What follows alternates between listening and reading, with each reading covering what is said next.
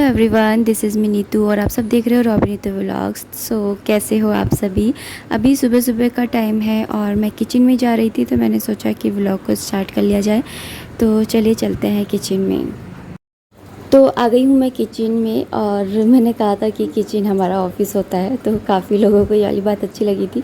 और रियली आप ये मानकर चलिए कि किचन हमारा ऑफिस होता है, और यहाँ से हम जो खाना वगैरह बनाते हैं ना, वो फाइल्स हैं जो बाहर जाती है। अपने आप को मतलब वर्किंग ही समझिए, ऐसा मत सोचा कीजिए कि आप कुछ नहीं करते हैं। आप घर का पूरा बाहर संभाल के रखते हैं, घर के CEO हैं। और यहाँ पर मैं चाय बनाने लग गई हूँ। मैंने यहाँ पे पानी चढ़ा दिया था, चाय पत्ती डाल दी है, चीनी डाल दी है। और मुझे ना चीनी ना चाय में अच्छी लगती है, मतलब मुझे फीकी चाय बिल्कुल अच्छी नहीं लगती है। और यहाँ पर मैं अदरक को कस रही हूँ। और सुबह सुबह मैं ना जब चाय बनाती हूँ तो उसमें लौंग भी डाल देती हूँ और तुलसा जी के पत्ते भी डाल देती हूँ। तो ये मैं तुलसा जी के पत्ते लेने गई थी। एक्चुअली जो मैं भोग में लगा रखती हूँ ना पत्ते, उन्हीं को डाल देती हूँ।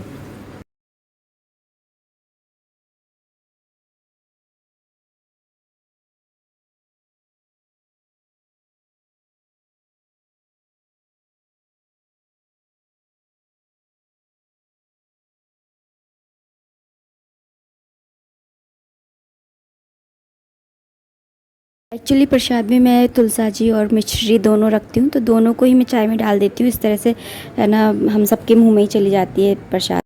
ये देखिए दूध भी आ गया था मेरा, और इसको बस मैं गर्म करूँगी। तो ये 1 किलो दूध है, और इस 1 किलो दूध को 2 दिन चलाना पड़ता है। तो मेरे पास एक कमेंट आया था कि उनके साथ में भी यही सब हो रहा है, तो वो 1 किलो दूध के अंदर 1 किलो या 1.5 किलो पानी मिला लेते हैं और फिर इस तरह से यूज़ कर रहे हैं। तो मैं आपको बता दूं कि मैं भी कुछ इसी तरह से ना यूज़ कर रही हूँ। 1 किलो दूध के अंदर 1 किलो से भी ज़्यादा पानी मिला करके और फिर इसको यूज़ कर रही हूँ। वैसे ये अमूल का दूध है और गाढ़ा दूध है, तो है ना चल जाता है, मतलब ऐसे नहीं कि पानी पानी सा हो जाए, सही रहता है। तो कभी कभी ऐसा होता है ना कि कुछ चीज़ें होती है जो हम लोगों को है ना, मतलब सोचने में मजबूर कर देती है। अब मुझे ही देख लीजिए, मैं हमेशा है ना वास्तु और डायरेक्शंस के बारे में बात करती हूँ, और हर्षित ने बताया कल एक बात कही।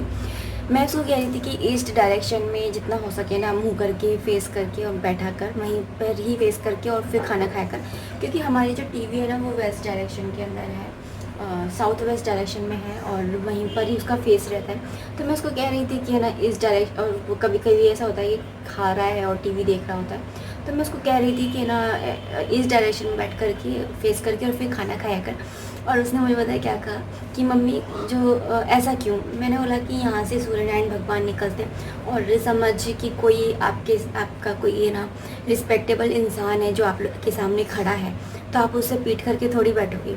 तो उसका रिप्लाई जो था ना वो अनबिलीवेबल था। उसने कहा कि मम्मी पर सूर्यनारायण भगवान जी तो है ना एक जगह रहते ही नहीं है, ईस्ट से पूरे से घूमते रहते हैं और फिर वेस्ट में जा कर के छुप जाते हैं। तो जब वो साउथ डायरेक्शन में होते हैं उनका फेस, उस टाइम पर भी क्या हम ईस्ट डायरेक्शन में मुंह करके बैठे रहे कि भगवान जी तो यहाँ पर है और हम इधर की तरफ मुंह करके बैठे रहे। तो ऐसे तो ऐसा करना चाहिए ना कि दोपहर के टाइम में साउथ डायरेक्शन में मुंह करके खाओ, ईस्ट में सुबह के टाइम ईस्ट में खाओ, और रात के टाइम वेस्ट डायरेक्शन में खाओ, क्योंकि सूर्यनारायण भगवान वहाँ पर है। तो सोचने पे मजबूर कर दी। और ये है पोहे, इनको भी मुझे भरना है। एक्चुअली पोहे ना ख़त्म हो गए थे, और आप लोग देखते ही हो कि डेली डेली से ही पोहे बनते हैं हमारे, तो क्योंकि इनको बहुत ज़्यादा पसंद है पोहे नाश्ते में। इनको ही नहीं, हमारी मतलब पूरी फैमिली में सबको ही पसंद है, मेरे अलावा ही। तो है ना पोहे डेली से ही बनते हैं, और बाकी की जो चीज़ें होती है वो कभी कभी रेयरली बनती हैं। तो इनको ही मुझे भरना है। और आज मैं सब्ज़ी में बनाऊंगी भिंडी और दाल बनाऊंगी। तो एक्चुअली भिंडी ये कम ही खाते हैं और हर्षित को पसंद है, तो एक सब्ज़ी और बना लूँगी, दाल बना लूँगी मैं। तो यहाँ पर देखिए मैंने थोड़ी सी दाल बना ली है, इनके लायक ही बनाई है मैंने दाल। और थोड़ी सी मैं ले लूँगी, हर्षित तो बिल्कुल भी ये वाली दाल नहीं खाता है, ये मूंग की दाल है। और यहाँ पर ये भिंडी बन रही है उसके लिए, ये हर्षित के पापा नहीं खाते हैं बिल्कुल भी। तो मैंने इस तरह से 2 सब्जियाँ बना ली हैं। तो खाना वगैरह तो मैंने बना लिया है, और जब ये खाएंगे तभी रोटी सेकूँगी। रोटियां तो मैं गर्म ही सेकती हूँ। और अभी मैं यहाँ पर आ गई हूँ, देखिए ड्रेसिंग की क्लीनिंग करने के लिए।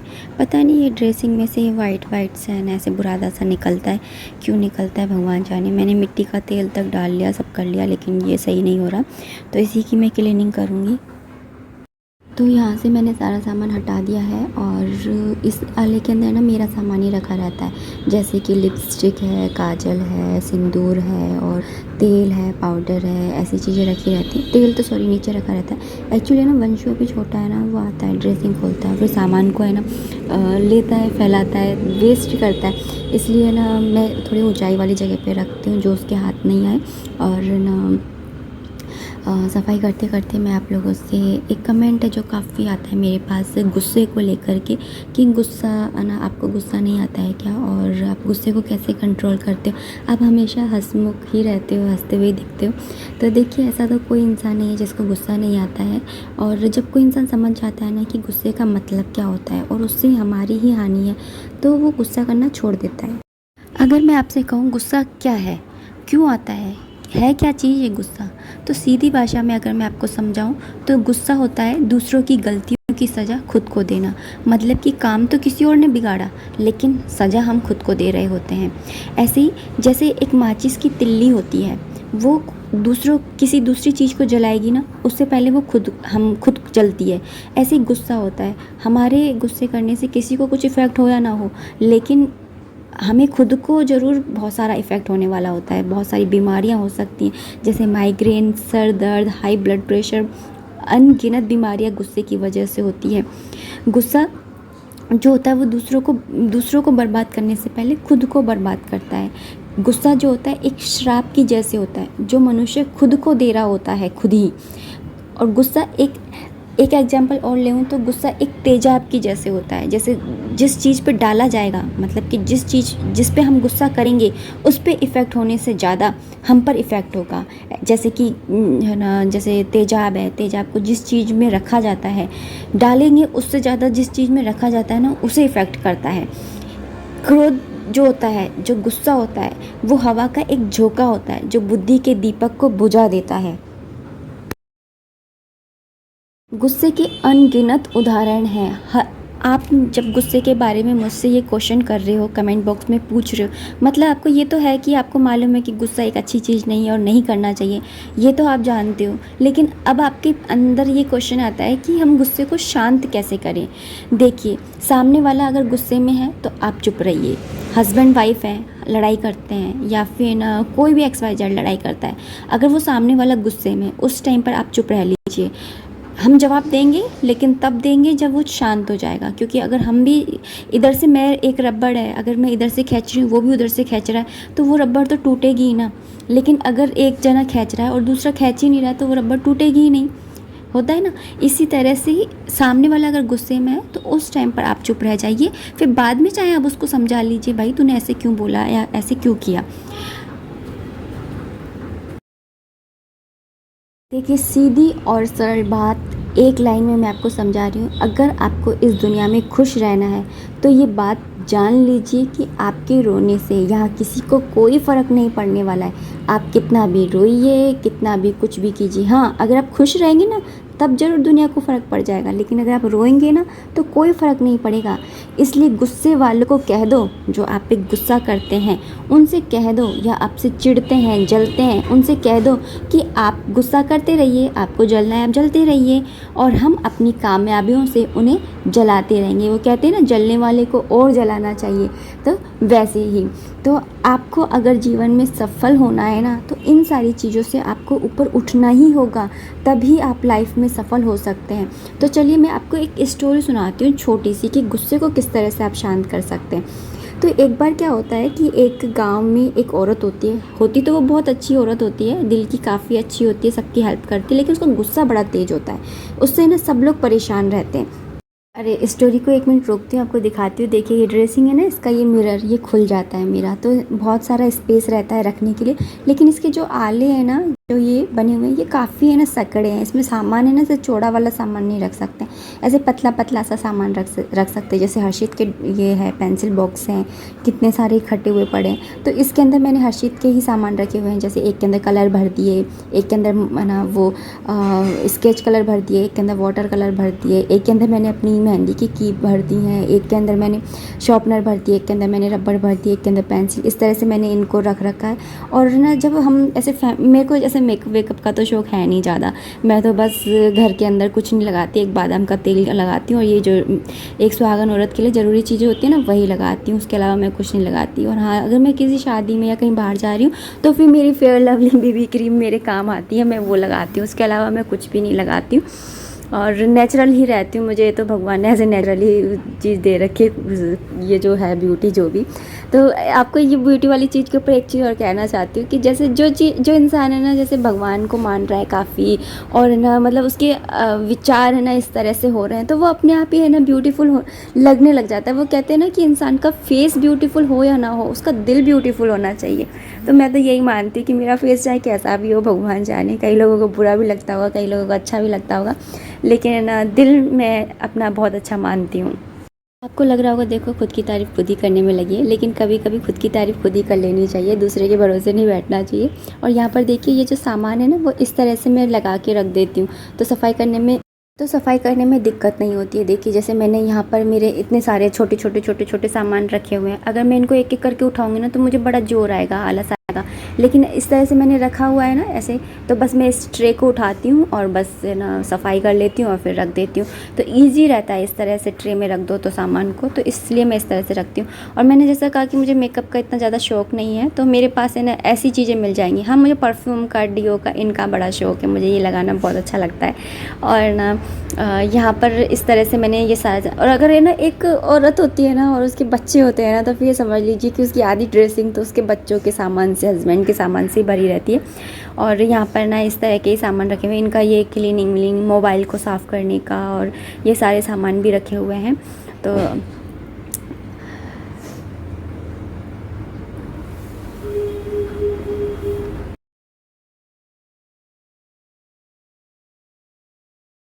चलिए स्टोरी को आगे बढ़ाते हैं। ये मैं सफाई करती रहती हूँ, स्टोरी सुना देती हूँ। एक्चुअली है ना, वो मैं आपको बोल रही थी, गांव में एक औरत होती है, उसको बड़ा गुस्सा आता होता है, और है ना वो दिल की काफ़ी अच्छी होती है।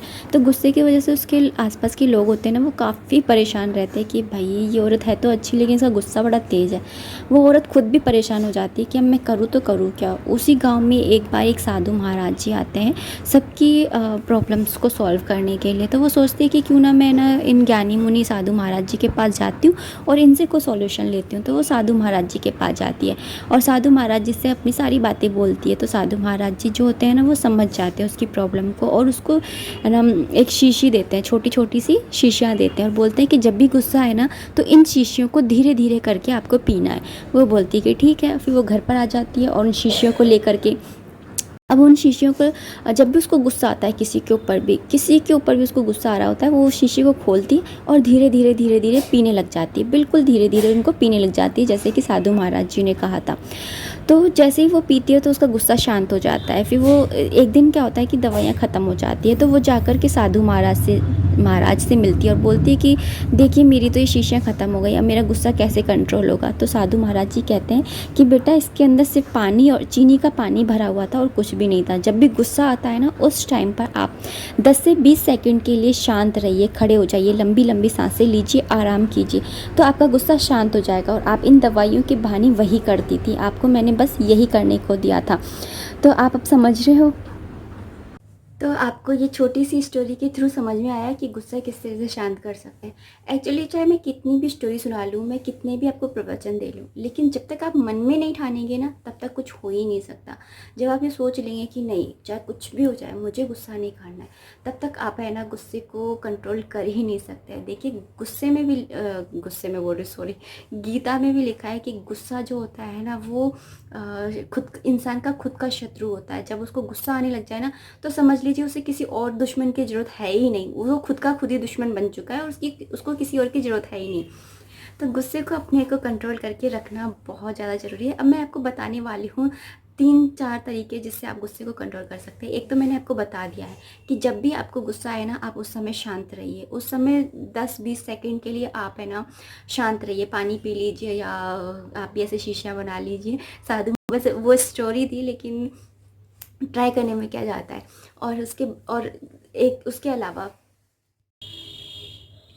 बहुत सारे लोग हैं जो ये वाली बात बताते हैं, साइंटिफिकली भी ये प्रूफ हो चुका है। जब भी आपको गुस्सा है ना, तो आप लंबी लंबी सांसें लीजिए और फिर धीरे धीरे उन सांसों को छोड़िए, और ये इमेजिनेशन कीजिए कि आप जो है उन सांसों को जो ले रहे हैं वो एक ठंडी ठंडी और शीतल ब्रीथ ले रहे हैं, और जो आप छोड़ रहे हैं वो गरम गरम गुस्से वाली ब्रीथ जो निकाल रहे हैं, आप अपने गुस्से को निकाल रहे हैं। ये सोचते हुए आप है ना उस ब्रीथ को लीजिए।